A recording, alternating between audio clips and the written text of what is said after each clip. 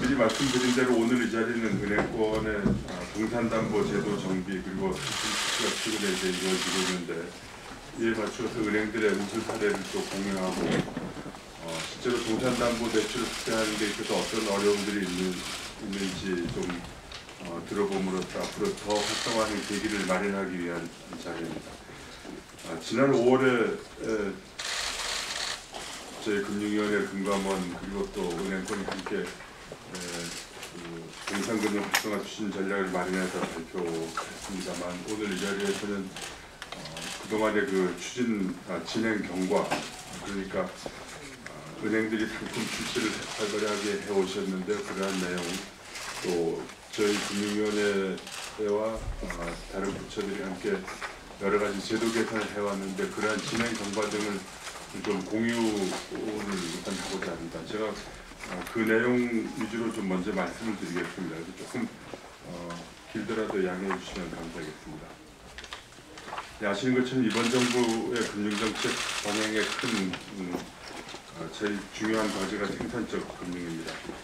가계부채라든지 부동산과 같은 비생산적인 분야에 몰린 자금을 보다 생산적이고 혁신적인 분야로 돌려서 금융이 실물경제 성장을 지원하고 그 과정에서 금융산업의 경쟁력을 강화해 나가는 것이 금융 본연의 역할이기 때문입니다. 생산적 금융을 확산시키는 데서 가장 중요한 것이 은행권의 대출 분야에 있어서의 개선이라고 생각합니다. 그동안 주로 부동산 담보 그리고 공적 보증에 의존해서 은행의 대출이 이루어지다가 보니까 창업 중소기업에게는 은행의 문턱이 높을 수밖에 없었습니다. 우리 중소기업이 약 600조 원에 달하는 동산을 가지고 있는데 비해서 금융에 활용되는 동산은 2천억 원 정도에 불과한 실정입니다. 그만큼 대출 과정에서 동산 자산이 사장되고 있다고 볼 수가 있습니다. 지난 5월에 그 동산금융 활성화 추진 전략을 발표한 것도 그 가장 기본적인 취지는 중소기업 자산 중에서 가장 큰 비중을 차지하고 있는 동산을 적극적으로 활용할 필요성이 있기 때문입니다. 중소기업의 동산 자산이 새로운 신용 보강 수단으로 적절히 활용된다면 특히 부동산 담보가 부족한 창업 중소기업이 보다 원활하게 자금을 조달하는 데 큰 도움을 받을 수가 있을 것입니다. 또 동산금융은 동산 자산이 다양하기 때문에 그만큼 경기 변동에 덜 민감하게 움직이는 장점이 있습니다. 그래서 은행으로 봐서도 충당금 적립 부담을 완화하는 그러한 효과도 있습니다. 이 전략을 마련하는 과정에서 저희는 최대한 종합적이고 포괄적인 개선 방안을 담고자 노력했습니다. 먼저 과거 동산담보 활용에 제한을 두었던 은행권의 동산담보대출 운영 체계를 개편했는데요. 아시겠습니다만 은행연합회에서 지난 6월 동산담보대출 취급 가이드라인을 개편해서 동산담보 활용상의 제한을 대폭 완화했습니다.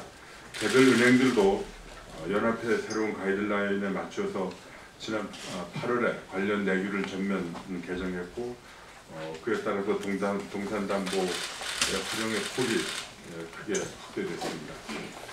둘째, 기업과 은행들의 활용 요인을 높이기 위해서 정책금융 지원 제도를 마련했습니다. 대표적으로 기업은행은 중소기업이 동산담보를 활용해서 보다 낮은 금리로 자금을 조달할 수 있도록 5월에 스마트 동산담보 대출을 출시했습니다.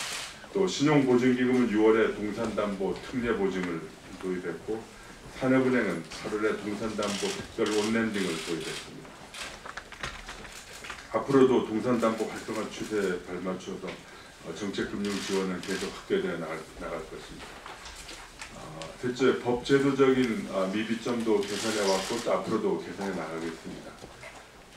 은행권에서는 동산담보 활성화가 더딘 주요 이유로 동산담보권자 그러니까 은행의 권리보호가 미흡하다는 점을 지속적으로 말씀해 주셨습니다. 그래서 지난 5월에 이 전략을 마련하면서 은행권이 제기하는 권리보호와 관련된 사항에 대해서 가장 먼저 적극적으로 개선하기로 했습니다. 먼저 등기사항 증명서의 제3자 열람, 재고자산 보관장소 변경 시의 변경 등기 허용과 같이 대법원 규칙 개정으로 개선이 가능한 과제는 지난 5월부터 규칙을 개정해서 8월 초부터 시행을 하고 있습니다. 그 외에 담보권의 존속기한 폐지, 고의적 훼손 시의 그 처벌 조항 신설, 동산담보 경매 시의 집행 절차 개선과 같이 법률 개정이 필요한 과제에 대해서는 법무부와 저희 금융위원회가 TF를 구성해서 구체적인 법률 개정안을 마련하고 있습니다. 마지막으로 평가, 관리, 회수라는 여신 프로세스 전반의 인프라를 보완해 나가는 문제입니다. 평가의 신뢰성을 높이기 위해서 동산의 회수율 그리고 분석 정보 등이 담긴 은행권 공동 데이터베이스를 내년 상반기까지 구축하도록 하겠습니다. 또 동산감정평가법인에 대한 오픈풀도 연합회를 통해서 연내에 마련하도록 하겠습니다. 그리고 IoT 등 신기술 기반의 사후관리 인프라 확산도 지원하겠습니다. 정책금융기관을 중심으로 도입된 신기술 기반의 사후관리 방식이 점차 시중은행으로 확산되고 있습니다. 이러한 변화를 제도적으로 보다 적극적으로 지원하기 위해서 4분기 중에 IoT 사후관리 표준 기준을 마련해서 불필요한 서류 작업 등 사후 점검 부담을 최소화하겠습니다. 그리고 나아가서 회수시장 활성화를 위해서 관련 제도를 정비하고 기계거래소, 킴코 등의 매각 인프라도 개선해 나가겠습니다. 4분기에는 은행권 동산담보 표준 대출 계약서 개정을 통해서 동산담보 관련 사적 실행과 처분 절차 기준을 마련하고 내년 상반기에는 기계자산 이력 시스템 도입, 매각시장 연계 포탈 등 효율적인 매각 인프라도 차질 없이 마련될 수 있도록 하겠습니다. 다음에 은행권 동산담보 취급 현황을 대략적으로 좀 말씀드리겠습니다.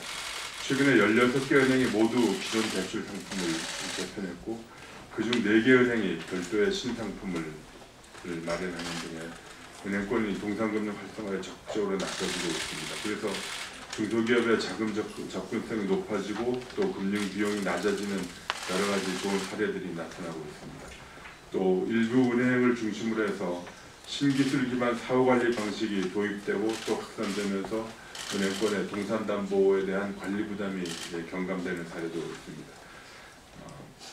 5개 은행이 신기술 기반 사후관리를 연내 도입할 예정입니다. 그중에 3개 은행은 이미 도입을 했고요. 또 5개 은행이 내년 중에 도입을 추진 중에 있습니다. 이렇게 그동안 짧은 기간이었지만 그동안 집중적으로 같이 노력을 해주셔서 4년 6개월 동안 이 동산담보 대출 잔액이 지속적으로 감소되어 왔습니다만 지난 3분기 말 기준으로 큰 금액은 아니지만 증가세로 돌아섰습니다. 매우 의미 있는 변화라고 저는 보고 있습니다. 특히 동산담보대출 신규 공급액이 작년 이맘때와 비교해서 3배가량 증가한 것은 매우 고무적이라고 생각합니다. 실제 은행권의 내규 개정이 8월 말에 완료되어서 9월부터 대출이 본격적으로 실행되었다는 점을 감안하면 앞으로 대출액은 계속 증가할 수 있을 것으로 기대됩니다. 다시 한번 말씀드립니다만 동산금융이 활성화되면 중소기업의 자금 조달을 지원하는 아주 유용한 수단이 될 수 있을 것입니다. 그런 점에서 어디보다도 은행권이 물꼬를 트는 것이 중요하고 물꼬가 제대로 트여서 경험이 축적되면 동산금융이 중소기업들의 자금 조달의 아주 유력한 수단으로 보다 활발하게 이용될 수 있을 것이라고 봅니다. 오늘 이 자리가 금융권에 함께 머리를 맞대서 동산금융을 보다 활성화해 나가기 위한 아이디어를 개발하고 또 우수 사례를 같이 나눠서 기업의 성장을 도울 수 있는 새로운 계기가 되기를 합니다.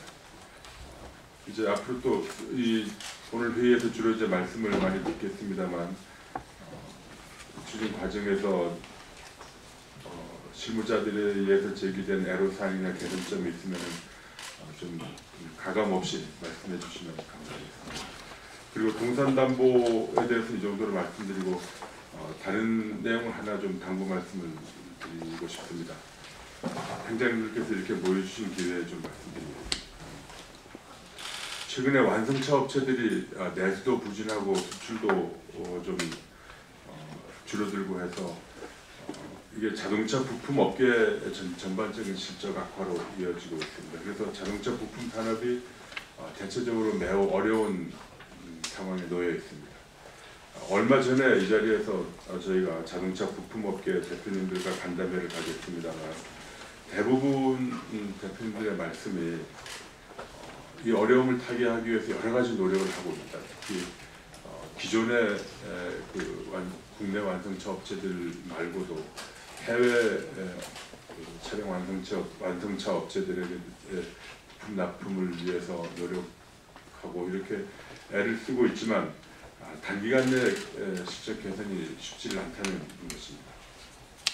금융 측면에서의 지원으로 이런 어려움을 극복하는 것이 한계가 있습니다만 이분들이 이제 공의하는 말씀 중에 금융권에서 자동차 부품 산업의 경영 전망을 어렵게 보다 보니까 전반적으로 여신의 만기 연장하는 것, 신규 대출하는 것을 꺼리는 경향이 너무 더 역력하다라는 말씀드립니다. 물론 또 취급하는 은행에서 생각하시는 것은 다를 수도 있겠습니다만 그분들은 현장에서 그렇게 느끼고 있는 것이 사실입니다. 그리고 또 지난번 저희 금융위원회에 대한 국회 정무위원회 국감에서도 이러한 문제가 지적이 됐었고요.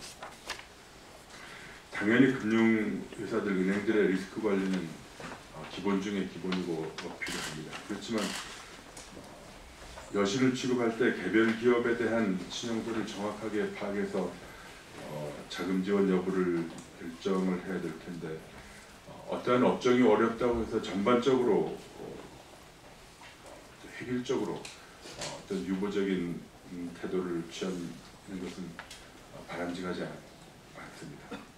아시는 것처럼 완성차 업체를 중심으로 해서 우리 자동차 업계는 수많은 1, 2, 3차 협력업체가 공생을 하는 우리 경제에서 가장 중요한 산업입니다. 그래서 고용, 생산, 수출 모든 면에서 국가 경제, 지역 경제에서 차지하는 비중이 매우 큽니다. 자동차 부품업체가 자동차 산업 생태계의 뿌리라고 할 수 있는데요. 이들 업계의 경영 여건이 약화되면 이들 부품업계뿐만 아니라 국내 자동차 산업 전반의 경쟁력 저하로 이어지게 될 거고 또 그렇게 되면 우리 금융권의 아주 가장 유망한 어떤 영업 대상이 또 위축되는 문제도 처리될 수밖에 없습니다. 저희 금융당국으로서도 우선 정책금융기관을 통해서 좀 더 적극적으로 지원할 수 있는 방안을 검토 중에 있지만 자동차 한 대당 들어가는 부품이 약 2만 개 정도 된다고 하지 않습니까? 협력업체도 그만큼 많습니다. 2차 협력업체가 한 850개 정도 된다고 그러고 2, 3차 협력업체가 8,500개 이렇게 된다고 하는데 그와 또 관련된 업체들은 작은 업체들이 또 수많이 있습니다. 그래서 정책금융기관의 역할만으로는 한계가 있을 수밖에 없습니다. 그래서 개별 회사들의 재무 경영 상황을 고려하지 않고 일률적으로 여신을 자제한다든지 해소한다든지 하게 되면 분명히 은행이 또 비올 때 우산 뺏는다라는 그런 비난에 직면할 수밖에 없습니다. 행정님들 모신 김에 행정님들께서 직접 좀 각별한 관심을 가져주셨으면 하고 당부를 드리겠습니다. 자동차 부품업체 지원에 대해서는 저희가 정책금융기관들 중심으로 먼저 좀 논의를 하고 나중에 다시 한번 좀 행정님들께 저희 부탁도 드리고 말씀도 들어볼 기회를 별도로 좀 마련하도록 하겠습니다. 감사합니다.